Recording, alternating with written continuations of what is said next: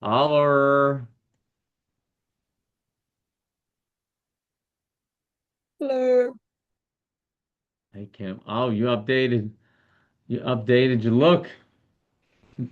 Yeah, I was talking about growing my hair back, and I got 4 votes out of 5 to say leave it short. So I'm gonna leave it short a little longer. So I think I better just update my picture to my current look.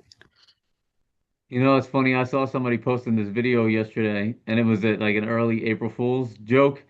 But the guy was dead serious, and he was like the Realtor Image Protection Act was just passed, and there's a new law coming out that realtors actually have to look like they do, like in real life. They have to look like that in their photo. It was funny because he was so serious about it. I was buying into it, and then at the end, he's like, "I'm just joking." That's funny. Yeah, I gotta get my April Fool jokes lined up for tomorrow. So I gotta prank some Yeah, people. What happened? I gotta prank some of these agents. There's a lot of very Hold on, gullible man. agents on this team that I'm gonna have to go ahead and prank. Mhm. Sean, can you hear us out there? I see him, but he's on mute.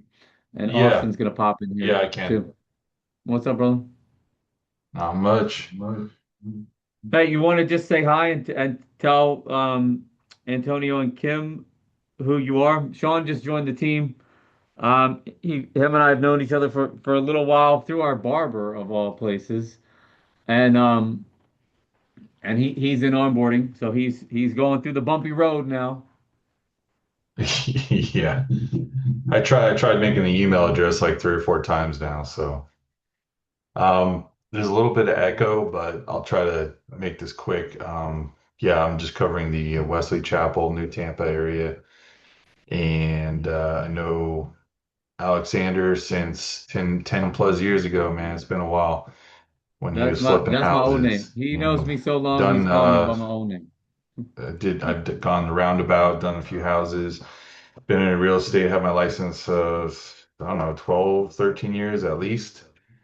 And yeah, just was a EXP Realty for the last 10 years, and it was pretty stagnant over there, not much activity. So I'm looking to see where there's a little bit more activity and a lot more fun because it was pretty boring. It's more fun. Thank Well, you. Kim is our culture coordinator, so she's in charge of the fun. I was just gonna say, are you gonna be there Thursday, Sean? He probably doesn't know about it Say yet. Thursday. Thursday. Yeah, so the Oh, first Thursday of every month we have an event for our team. It's going to be hard because I have a day job, 9 to 5, so, and I also have other things that I'm CDD chair as well. So it depends because Wednesday tomorrow I have a CDD meeting at 6:30. So I don't know if I'll be able to make that. Well, that's I actually can no, get that's Wednesday. If it's on Thursday, I might be able to. It's a kind of iffy though. I don't want to make any promises I can't keep. all good. Well, it's the first Thursday of every single month. We have an event. Like we're doing Beef O'Brady's, a little trivia, and we'll get sponsors to come out and pay for us, buy some appetizers. All right, so first meeting is going to be a little loose, but it's going to be good for us to get together and talk some deal level stuff. And to be honest with you, this is like I'm happy to do this because this is going to be good for me to just help hold myself a little bit more accountable. I definitely have learned by taking over this team, the more I teach, the better I get, the more I sharpen my sword. So the theme of this mentorship program is hustle harder. And it's actually, it's real easy in this business to get caught up doing a whole bunch of non-income producing activity. I'm guilty of it myself. I spent like 6 months at one point in my career building the greatest website of its time and then forgot to actually do anything with it. So I had a really cool website and no business. So I want to just really start hammering in and focus on the activities that produce income. And so here's our hustlers. Where's Jeff, by the way? Jeff, did you come in yet? He in here? All right. No, all day long, guys, my phone rings with the with the fires exploding on this team. If anybody wants my job, I'll sell it to you. All right, so today's agenda, RGA schedule, and then obviously, I mean, all three of you currently have other jobs that take you away from having a full-time focus on real estate.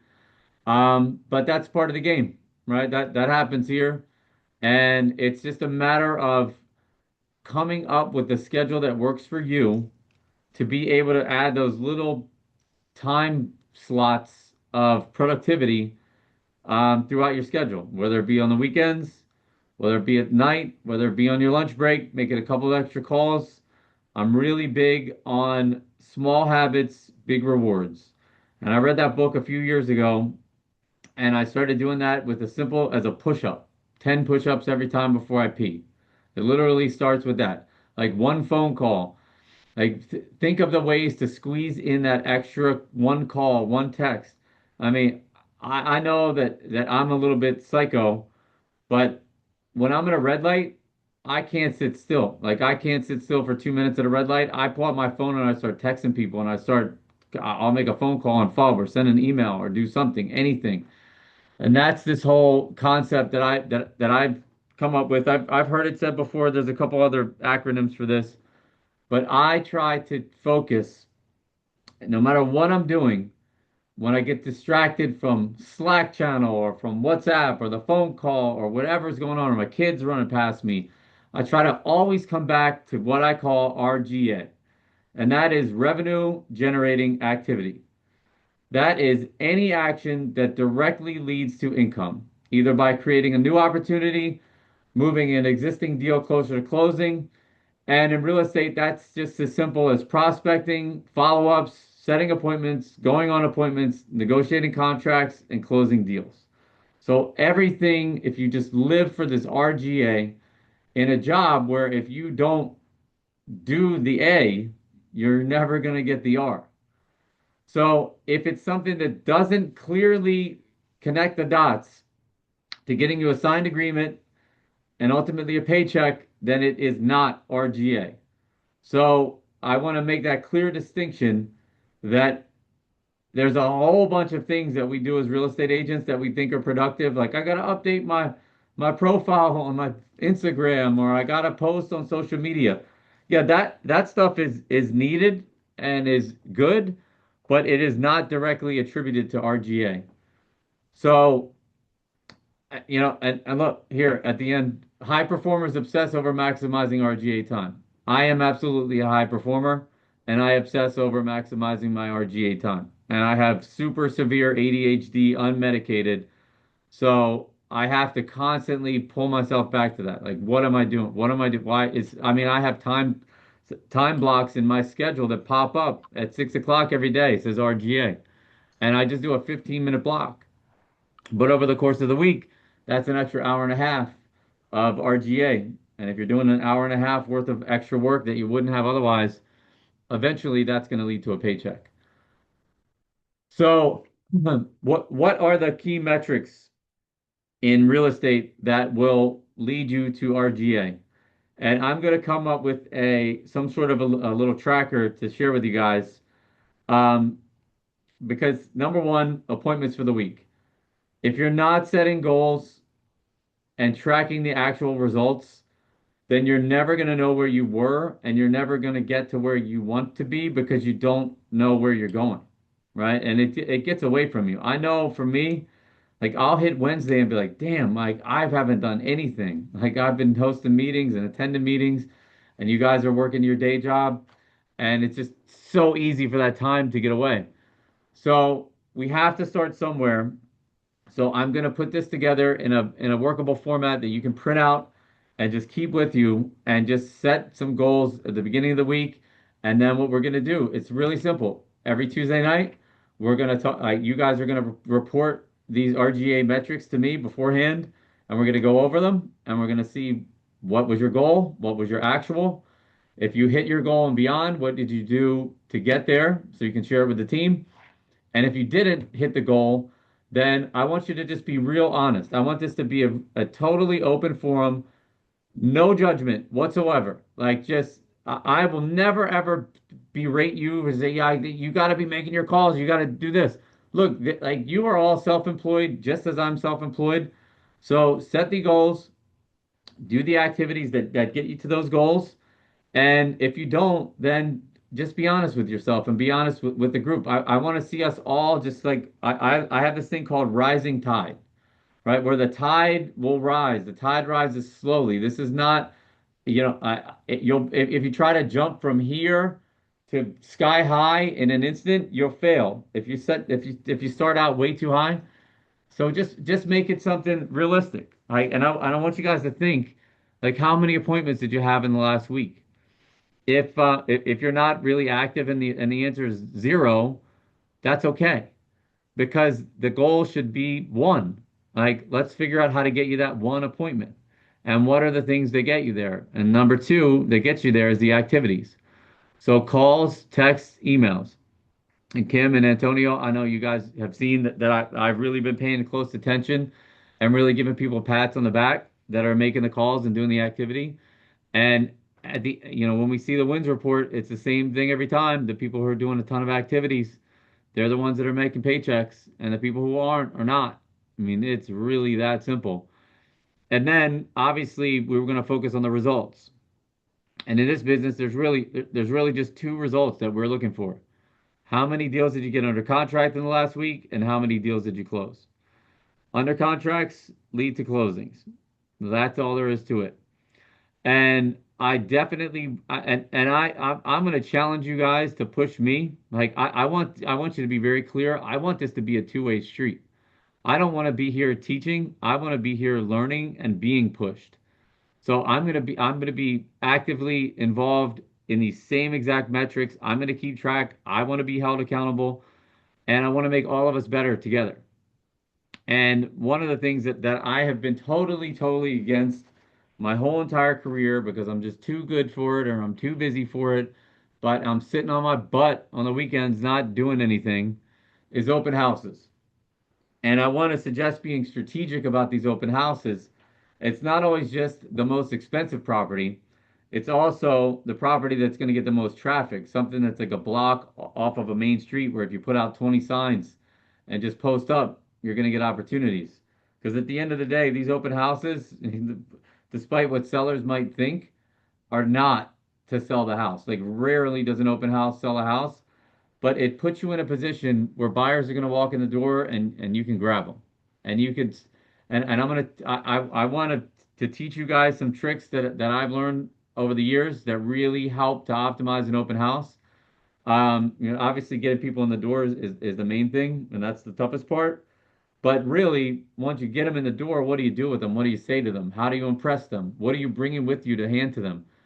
Do you have knowledge of the neighborhood? Do you have listings?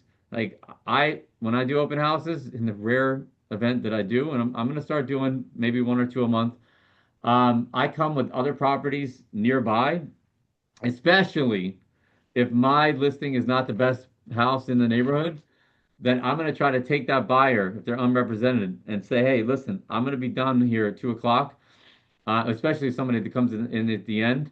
Like, do you want to see this house? Like, and I'll look them straight in the face and say, like, this is a better deal than my listing. Like, this is the best house in the neighborhood. Do you want to go see it with me? And they're already there, so what's the harm? And doing something like that is going to really show your value. They're going to know because I hear this a lot. Um, is that an agent that's at a listing, I'm sorry, at their listing at an open house is just trying to only sell them that property, and that is no way to land that client as a buyer. You're there to say, hey, here I am. This is my listing, or this is the property I'm hosting at. Take a look. But if you say something that not, the other agents aren't selling, especially if it's your listing, like, hey, there's another house down the street. I think it's better. It's a little bit bigger. It's a better price or whatever it is. Do you want to check it out? Like you're really gonna have an opportunity to in that one little minute that you get to talk to them to really show your value and really surprise them. Like, wow, I can't believe they're not just trying to sell me their house. And that's gonna open the door for a bigger, better conversation. And then if I don't know why five is on here. Results twice. Um, But at the end of the day, maybe I mistakenly want to put this together, is that we want to track the results of these activities in these open houses. What are the activities that you're doing, and not just what are they. To say it's easy to say I made 100 phone calls, but I want to get back together and talk about like real life scenarios and really start hammering out some deal level trainings with you guys. So as we progress here, I'm going to want you guys to come to this mentorship class with questions. Like, hey, I got this deal. Like, I want to help you on real deal level activities, and that way, as this group grows, then it'll just be a rapid um, just a brain trust of information here, and we'll all just learn at a rapid pace because we'll be experiencing circumstances that other agents are getting, and there's not a tremendous amount of different circumstances that happen in this business. It's kind of the usual suspect when it comes to objections and issues and repair addendums and pricing a property and those sort of things. So we'll just learn a lot faster if we're doing it together. Now, I put this together and I shared it before. But the one thing that I want everyone to leave from tonight with is I want you to come up with what is your real estate schedule. So you've got your other job, whatever, you're working 9 to 5. I want to I'm not interested in that part. I'm interested in getting you out of that job, to be honest with you. And I think everyone here would be perfectly fine with that at some point. Um, except Antonio, who's now um, our resident capital title agent. Um, but I want you to come up with like what are the things that you're going to do through your day. And I think I shared this slideshow with you guys. If I haven't, I will. Um, is you have to come up with blocks of time. Like when are you going to do RGA? And for me, this is my ideal schedule. And I won't dare sit here and tell you that I actually accomplished this. Like, do I ever complete one full day and actually do this? No. Because as a real estate agent, you get pulled in a million directions, especially with us being a Zillow flex team. The RTT comes in and everything else gets dropped and your schedule completely pivots. But if you have nothing to do, I strongly suggest having some sort of prayer, meditation practice when you get out of bed in the morning, practicing scripts, reading, learning. YouTube has a trillion videos that you could watch on anything that you need to get better at. I mean, everybody, I've heard everybody say, I want to work with for sale by owners, or I want to work with expired and withdrawals. But there's no magic bullet to that except doing the action. And the best place to start is if you want to do for sale by owners, look up on YouTube. How I'm a realtor, how do I get for sale by owners? And I guarantee you're going to find very, very valuable content. Um, and then pick a time block, whatever it can be. But if it's 30 minutes, 15 minutes, if it's an hour, like ideally, if you're going to get into FUB and start grinding out some leads, or if you're going to go door knocking or something, you got to commit to at least an hour. So it's really about what can you fit into your schedule right now to help you get to the next deal. So I want everybody to leave tonight and go and start putting together a schedule. Come back next week. I'll remind you, this is actually homework to come up with what is your game plan? Because I need to know like what are you committing to? Like what are you yourself committing to so that as your mentor, I can hold you accountable, right? Because that's the thing in this business is without accountability, it's easy for a week to go by and really do nothing, right? Like you can literally accomplish nothing. You'll feel like you did a whole bunch of work, but you might not necessarily have done anything to push the needle forward.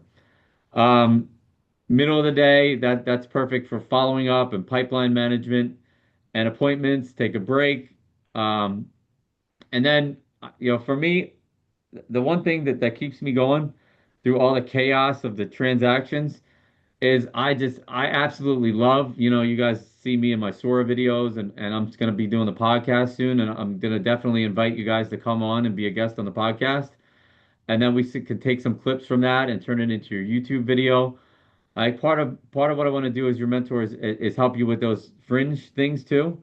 Because at the end of the day, you are a sitting duck to whatever your internet profile shows.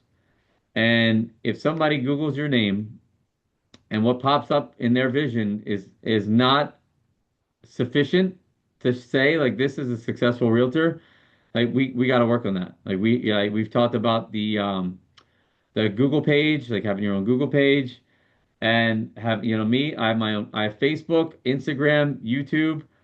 I'm huge on YouTube. My Zillow profile is completely maxed out. You got to have that social media presence.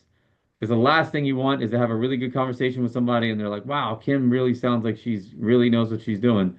And then they Google you and then they land on your page and they're like, well, that's not impressive. So you can lose a client there. And trust me, they're doing their homework too. And they should. And then the nighttime, it's funny. I was doing that Wednesday night unhinged with Joel. Didn't get a very good turnout, and I just, I was like, I'm not going to waste my time talking to myself on this Google Meetup. But for me, like my whole entire career, anytime I've committed nighttime hours to prospecting, that's when you're going to get a hold of people. Um, After 5 o'clock. Like most people are working a 9 to 5 schedule. Like so, if you start bringing them, I mean, me, I suggest 4 to 6 because sometimes you get people leaving early from work, and you get them on the phone, or if they don't work a regular schedule, you might catch them before they're going to work if they work a nighttime schedule or something like that. So, but always mix it up. I mean, if you're calling a prospect in the morning and you don't get them, you should call them back that night, and that's really all there is to it. If you're reaching out to them once or twice and that's all you're doing, I mean, statistics show that it's like between the 12th and 16th phone call or attempted contact. Imagine, like if you think about the leads that you have that you're working right now, how many of them have you called that you haven't talked to, have you tried to call 12 to 16 times? I'm guessing the answer is none. And really, like the money is in the follow-up in this game. And if you think you're bugging someone, I look at it, I have the complete opposite perspective, and you hear me say this all the time. I say buy or die. Like if I have a lead, I want them to tell me that the reason that they're going to buy, or I want them to tell me to die, right? Or die as a lead, and I can get it out of there. Like there's no point in having 150 leads in your CRM and you haven't touched them. Like they're not going to find you. So constant contact, like consistent follow up, and that is all going to go back to the RGA, and we're going to start tracking our metrics, and we're going to take a real hard look in the mirror and say like, if I'm having success right now, here's why, and if I'm not having success, the answer is usually pretty obvious, and it's because you haven't been putting in the effort. So, like this is a job where you can make $500,000 a year. Like you can definitely make $500,000 a year, and that's where I'm headed. And this is going to be a good piece of that puzzle for me to be hosting this mentor class because it's just going to make me more accountable. So, you pick amount of money that you want to make, and then you work backwards from there. And it's all about the activities. All right. Let me pull off of this screen here. Um, any questions? Yeah, yeah. Actually, I'd like to go around and let me start with Kim. I want to hear what you've got going on. Like how much activity you've been doing. Do you think it's sufficient? What can you do better? What do you need help with? Go. Call on me first. Um, well, I try to make calls in the FUB. Let me take that back. I need to make more calls in the FUB. I do text messaging because I just really haven't gotten comfortable with making a whole lot of phone calls. But I'll send text messages, and that's about it. Just, I'll go around the neighborhood. On Sundays, we're on our bikes. So I'll put door hangers up, um, networking events. So that's about it. Is it getting me anywhere? I don't feel like it's getting me anywhere fast enough. No. But would you agree that if we could get you more comfortable on the phone, that that's going to be a much faster path to your success? Yes, and then I think I need to get more comfortable with the pond because it seems like I don't know if I'm just not doing the search correctly, but it seems like everything that I click on, someone's already working on. So, Yeah, well, that's definitely true because it's a frenzy in there. It's a zoo. yeah, so that's Well, about it. what else? Is there real estate related, like aside from prospecting, if there was one thing that you feel like you're weak on, what would that be? I've gotten comfortable with the buyer side. I want to get more comfortable with the seller side. Like right now, it's, the two friends I have that's selling their homes, that we're going to work on together. If I have someone that says, I want to sell my home, I don't really feel comfortable going on the listing appointment by myself yet. Yeah. Well, have you been on a listing appointment? I have, but the last one I did, which was last year, that was the one that I did with Alan. So he pretty much did the whole thing. Yeah, well, I mean, certainly any of this, like talking to people on the phone, that's a scary thing. That's scary for most people, and it was for me too, right? And it's just muscle memory. And the thing, and the seller is even scarier because like you're in their house, like you're a guest in their home. So of course that's totally natural.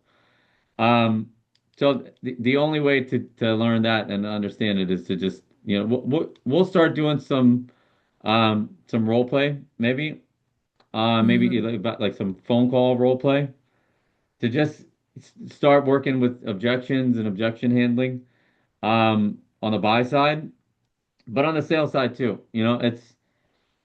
It's really about on the sell side, it's honestly it's fake it until you make it because how could you really ever know how to sell a house as a listing agent until you do it? The tough part is pricing the house, and I'll be able to show you how to put together a good CMA and a good marketing package to walk in the door with, so at least like you've got the tools in your hand that you're not going to Hmm. hit a point where you're like, I don't know what to say. And we'll definitely go on those appointments together, and I'll teach you on the fly. Um, but it's just a matter of doing the activities, guys. Like just doing them over and over and over again.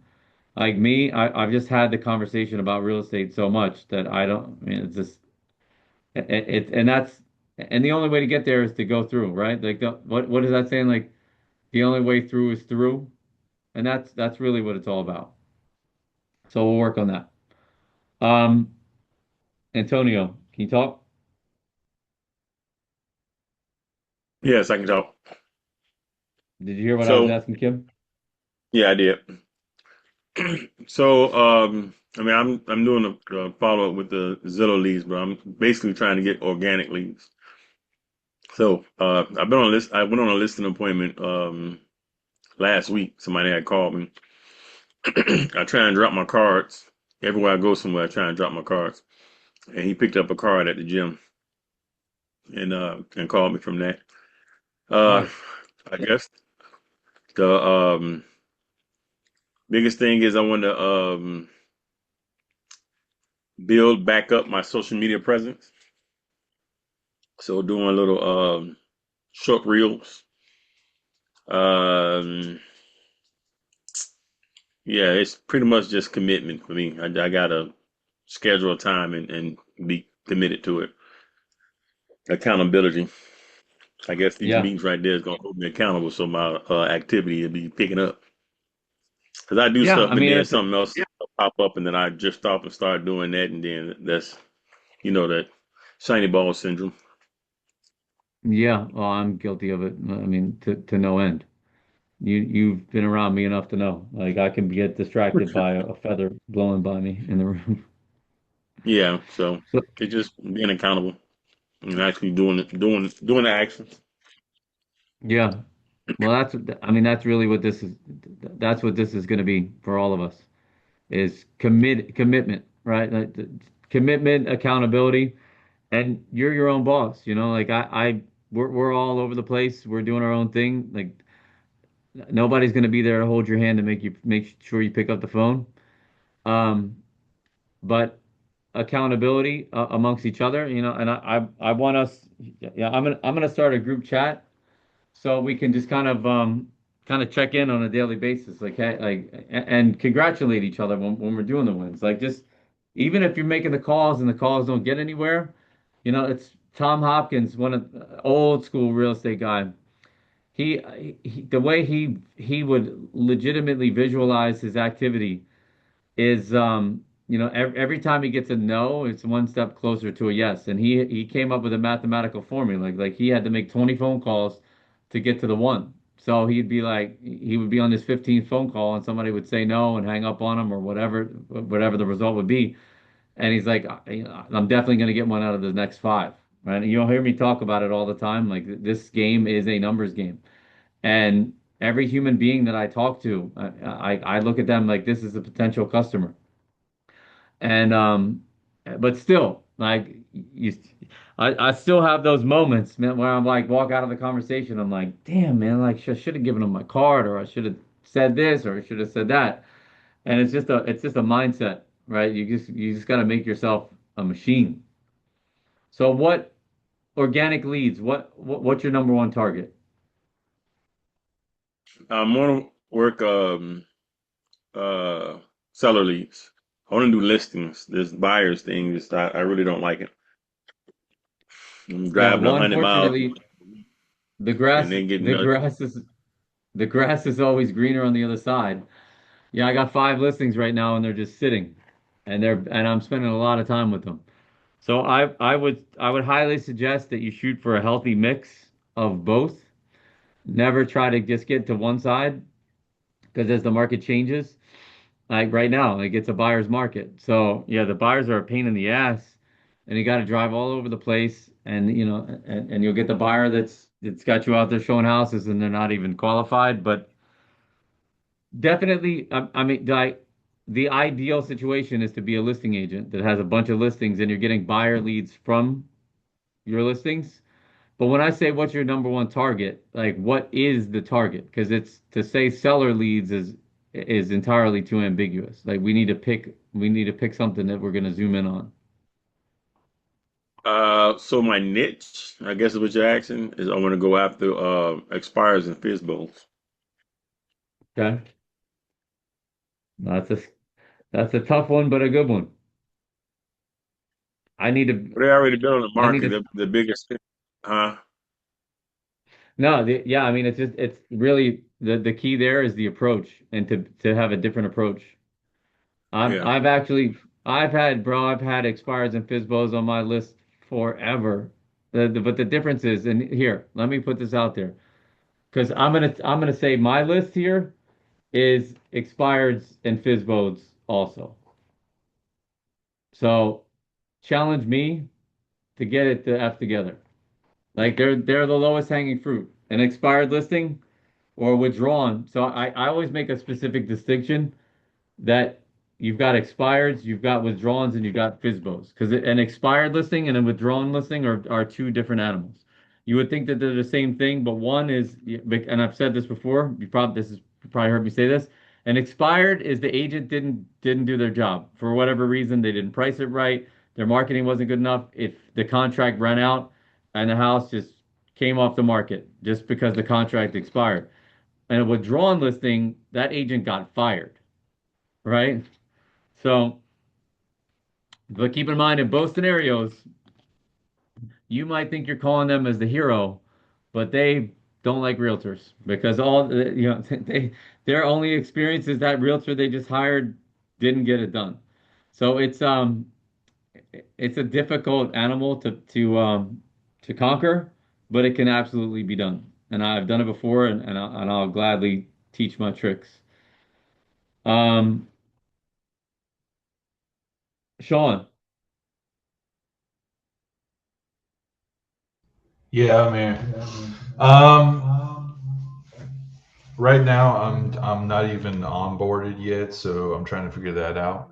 And once I do, that'll probably be next week because the guy said the calls are only on Mondays. And so I was at work, and I also had some previous commitments.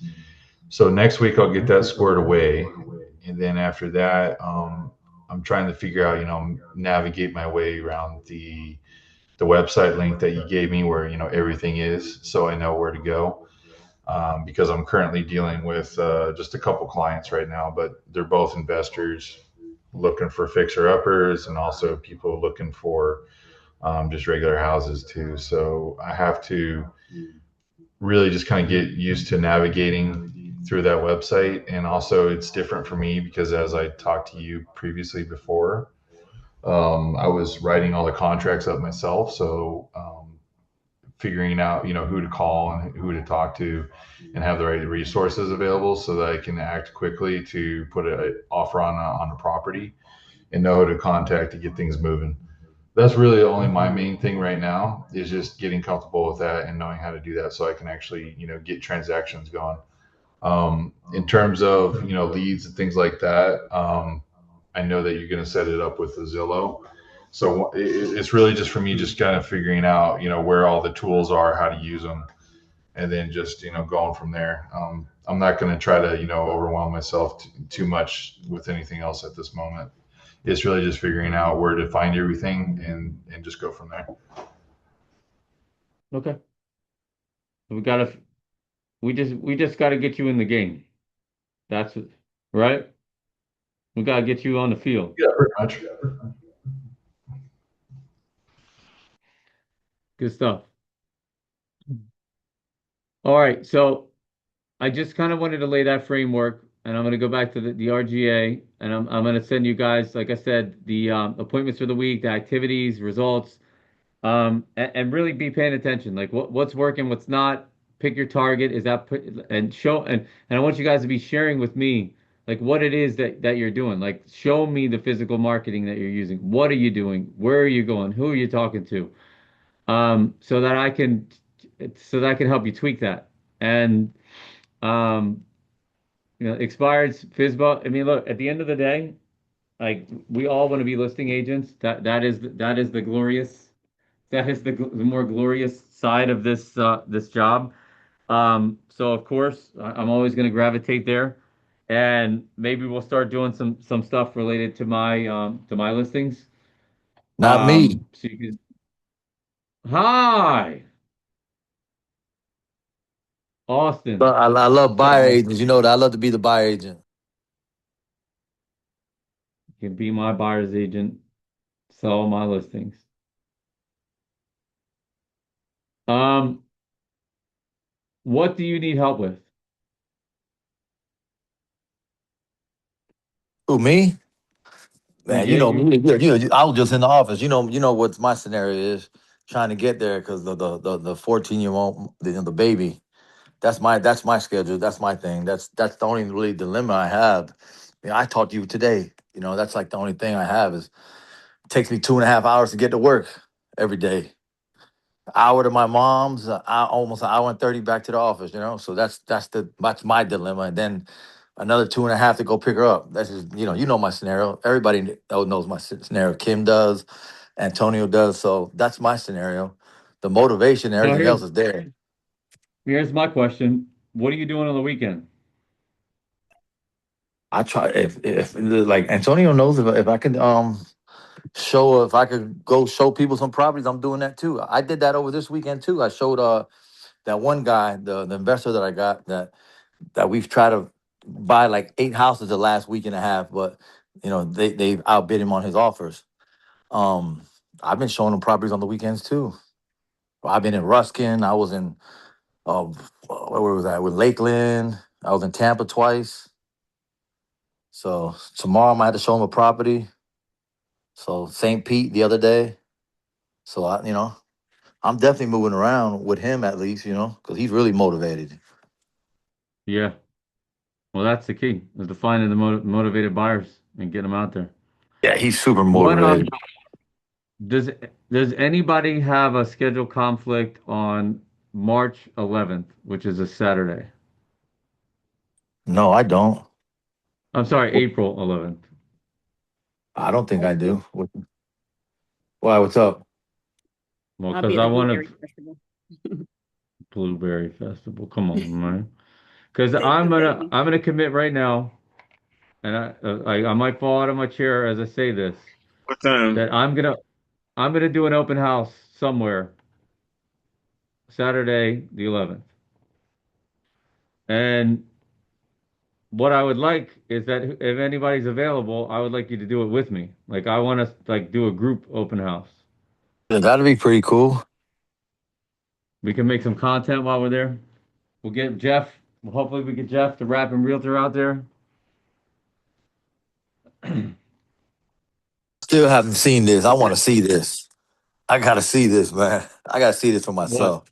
So what you just said. What? The rapping realtor? Yeah.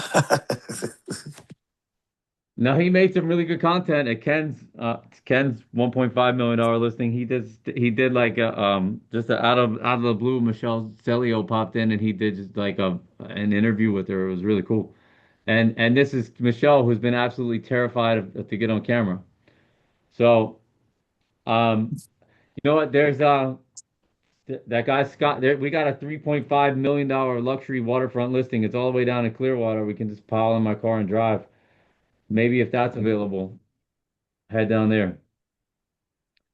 But unless I gotta check my schedule before I fully commit. Look, and here's the deal, guys. Like that's like I don't run a team that's like you have to do this. Like I'll just provide the opportunity, and whoever wants to go and do it will do it. I mean, what's the worst thing that can happen? Nothing. What's the best thing that can happen? Somebody walks in the door that's looking at a $3 million house that doesn't have an agent, and there's $100,000 commission at the end of the road. That's Does beautiful. um does anyone have anything deal related? Like what just we got Well, 18 yeah, minutes. I do real quick. So that the guy we've submitted like 8 offers on different, well, 9 offers on 8 different houses. Um, I think I was talking to you earlier about it, but you was on the phone. I didn't want to bother you. So I think personally, and I told him this in Spanish, you need to up because these are all investors. So you need to up your bid on the house a little bit more. He's been doing it slowly but surely. What do you, in your opinion, how would you approach that? Maybe I'm too aggressive with him, because you know how I am. Well, how low is he coming? So say we just did an offer today, and I told him that's too low. The house was 225, but it needs like 80, 90,000 dollars worth of work. You know what I mean? He does all his homework before he even does it. I got to give it to him. He does all his check to see how much money he's gonna make before he even submits it. So we came in today at 180. They want And 225. what's the list price? The listing price was 225, I believe. Actually, hold on. Let me um He came in let at me he pull came in this we up. came in at 180. 14-day to close, 7-day inspection period. You remember the address? Yeah, let me look at that real quick. Let me look for it real quick. Hold on one second. Yeah, I want to pull it up. Let's look at it.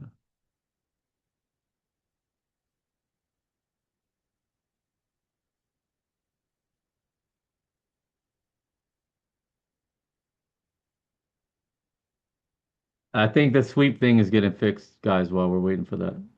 And remember, if anything gets taken, just come right to me, and I will pull it back to you. No questions asked. Kim, Antonio, you got anything missing, or you got it back? Nope, I got Nope, it I ain't back. missing it. 222217 Corrine Street, Tampa, Florida. CORI 2217 Corrine, spell. Corrine Street, Tampa, Florida 33605. Corrine. Oh, there it is. So It's under it's contract. already. Damn. Oh, already. That's probably why you 2217 didn't get currency.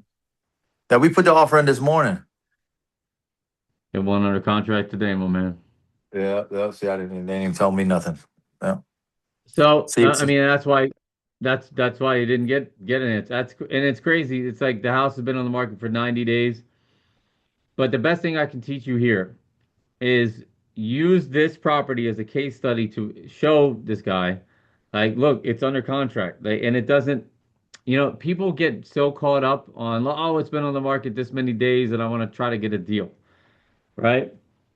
And at the end of the day, if the numbers don't work for an investor, there's nothing you can say to them that's going to make them pay more, right? So maybe the property was too high in the first place. Like, did this guy probably already know before you even stepped foot in it that he would never pay anywhere near this price?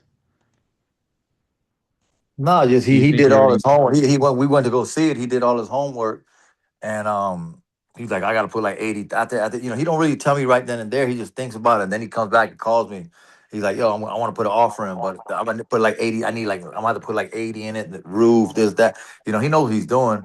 But so I said, what do you want to put in? He goes, 180. And I told him, I said, man, it's at 225. We lost the last offer because you bid a little bit too low. So I said, man, I think you should come a little bit higher because somebody's gonna outbid you. And I knew this already, but it's not my money. You know what I'm saying? So Yeah.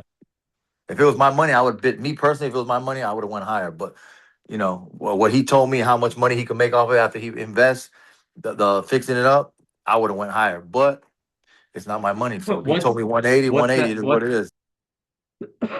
Excuse me. What's the after repair value? Do you know? It was like he told me it was like three. He'd have after if he would have got it for 180, he'd have put like 60, 70 in it. He'd have made a good 70 in it. What he told me after repair value. Yeah. Well, unfortunately, we have the answer why you didn't get that one or you didn't hear back.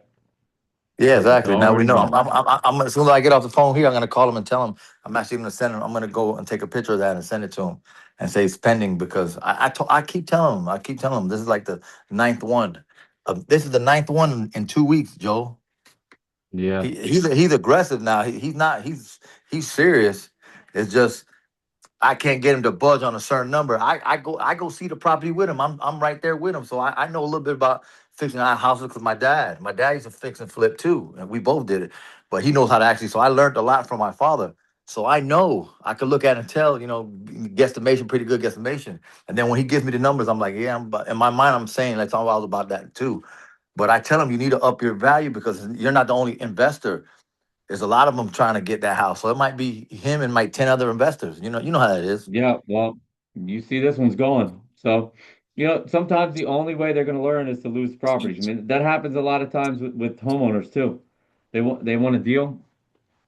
You know, I'm gonna just go off on a little bit of side. Yeah, like I'd like to know, like, let's say somebody's looking at a house for 250 and it's been on the market. Let's just use this as an example.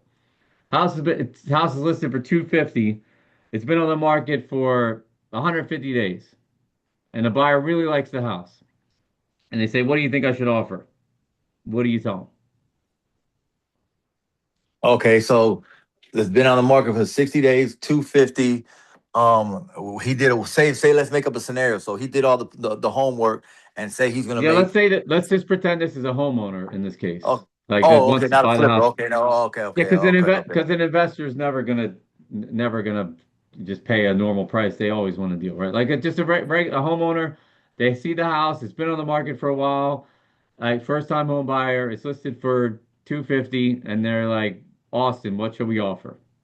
Me first, I'm gonna do a CMA and just a guess to see what they're selling for around that neighborhood at the same type of house. You know what I mean? Good Four, answer. three, three, two, whatever it is. And then I said, give me like an hour and I'll let you know. So say Yeah. we do all that. So I would come at 250. Say if the neighborhood is around 240. I'm not gonna lie to you. I'm gonna try. I'm never gonna pay the full price. I'm gonna try to low ball them at least 10 to 15,000. Well, you as the agent are going to suggest that? Yeah, it worked for me in the past. You know what I say? And What? this I've changed. I say the list price. And they're like, "What?" I'm like, "Well, you love it and you saw it at 250 and you wanted to see it."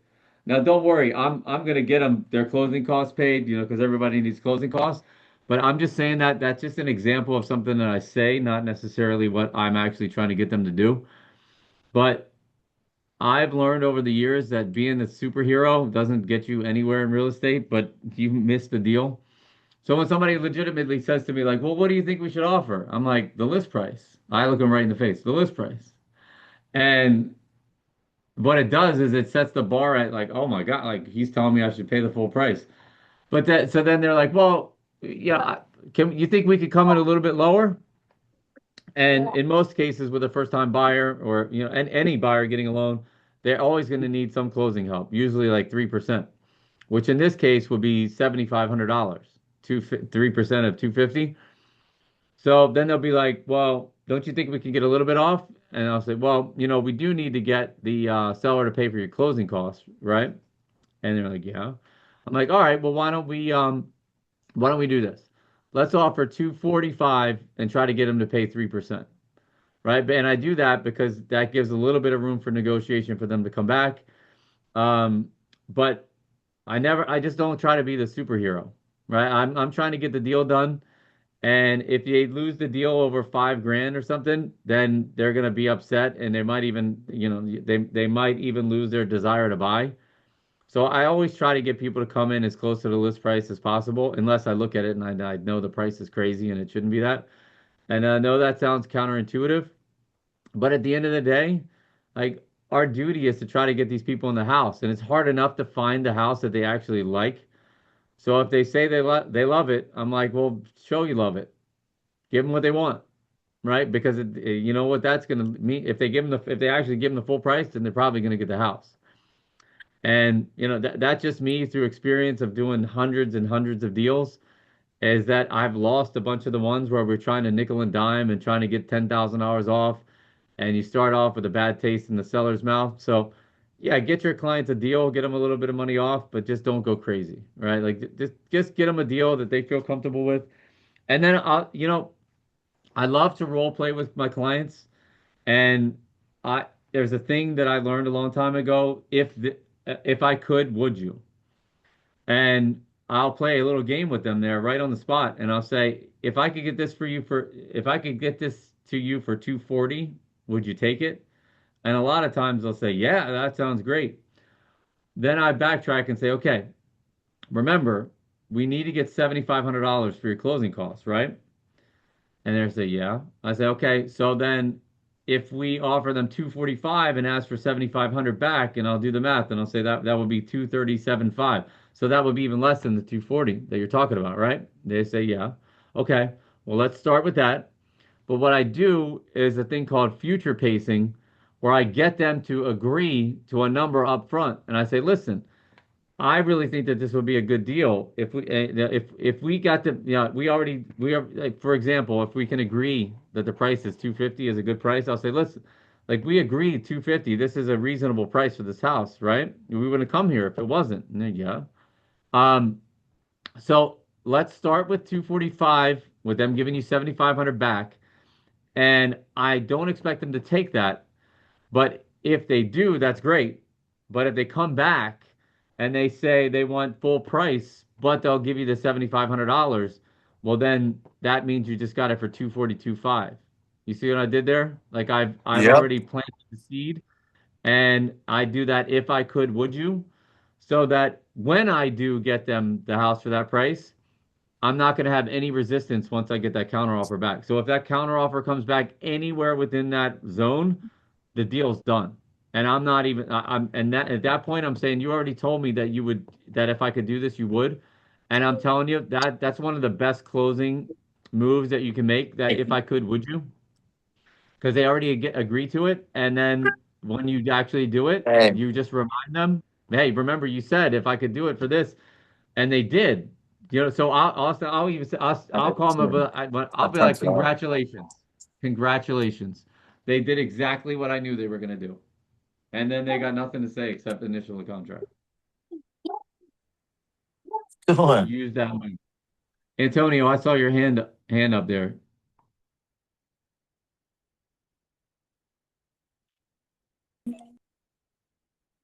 Yeah, that makes a There you lot of go. sense. That does make a lot of sense what you just said.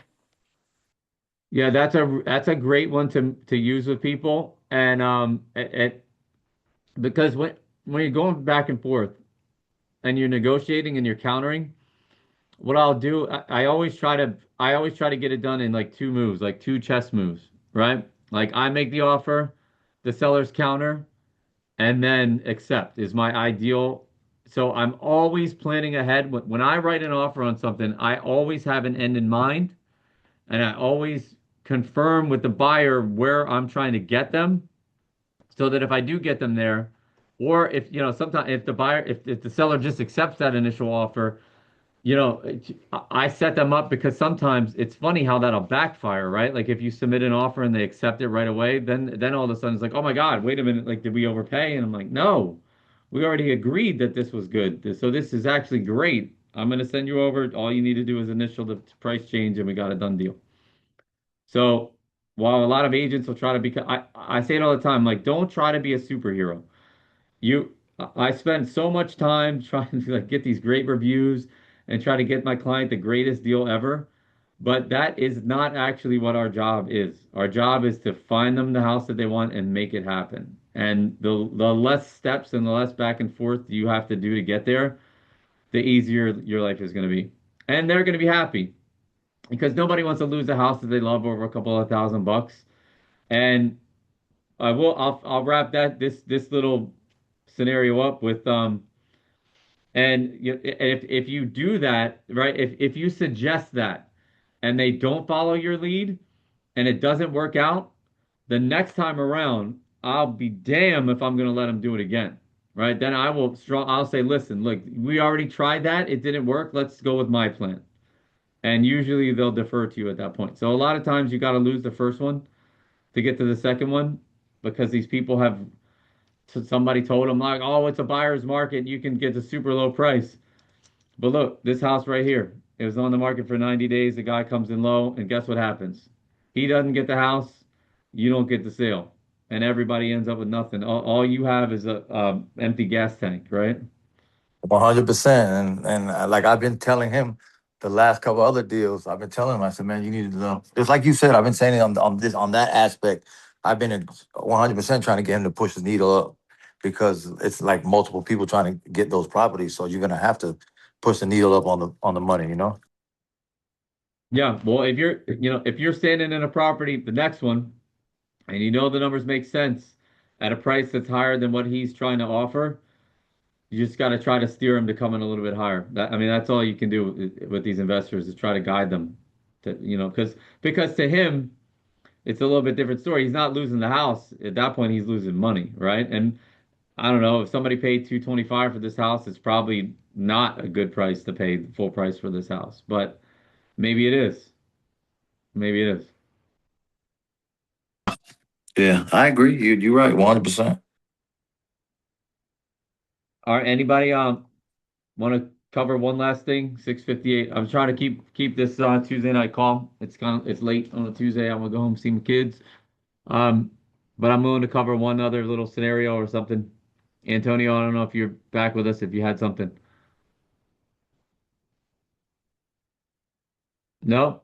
Okay. Well, I'm gonna message you guys. Like I said, I want to I want to come back next Tuesday and I want to look at we're gonna look at real hard action. Like what did you do? Keep your activity in FUB, make the calls, send the emails, send the texts, and the more of that you do, the more opportunities you're gonna have, the more houses you're gonna sell. It's really just that simple. So just keep grinding the phones.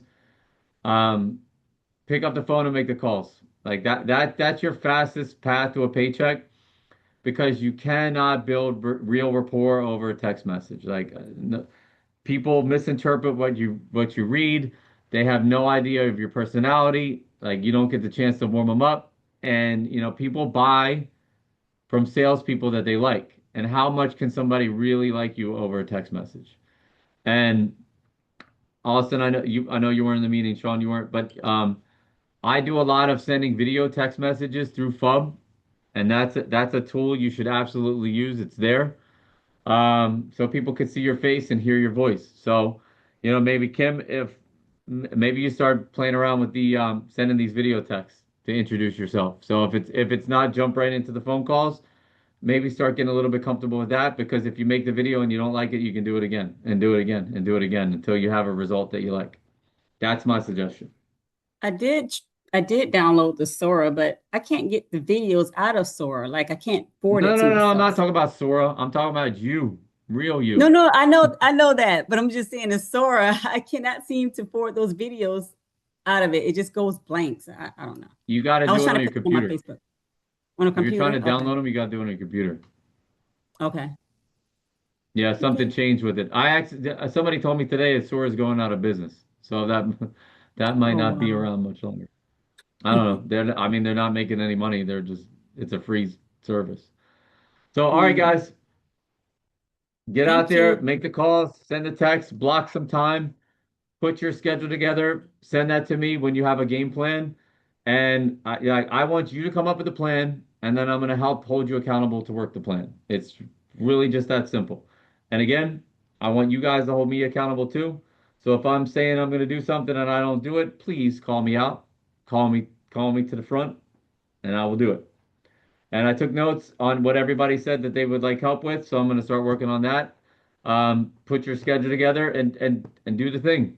Just do a little And I bit sent more. you If the you could just do a little bit more tomorrow than you did today, and even right now, like after we hop off of this, pull up your phone, send some text, send some calls, send some videos, send some emails. Just do a little bit more. And if you're a night owl like me, you can schedule those texts and those emails for tomorrow. So don't forget about that. okay. I sent you those CMAs, Joel, last night. Okay. So Last night, yes. how did you send them? Email. I did not see them, but I do have a tremendous amount of email with follow-up boss alerts from 482 automations. I know All right, it's I'll take a just look at them. getting out of hand. Okay. All right, Bye. guys, I'm here. You got me. So whatever you need, hit me up.